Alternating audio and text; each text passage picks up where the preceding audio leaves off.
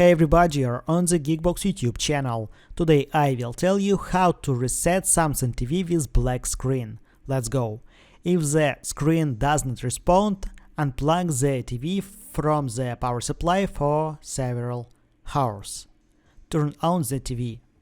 Press mute 119 OK.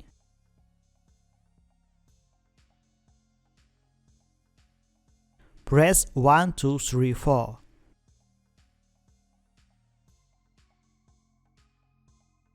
Option.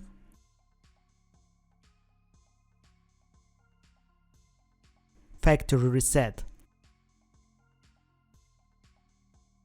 Reset the system settings and set up the TV again. If the service menu appeared on the screen, then the problem was in the system. If the screen is black, then the screen is not working. There are two reasons why the screen is not working. The first reason, the TV display is defective. The second reason is that the TV backlight lamp is defective.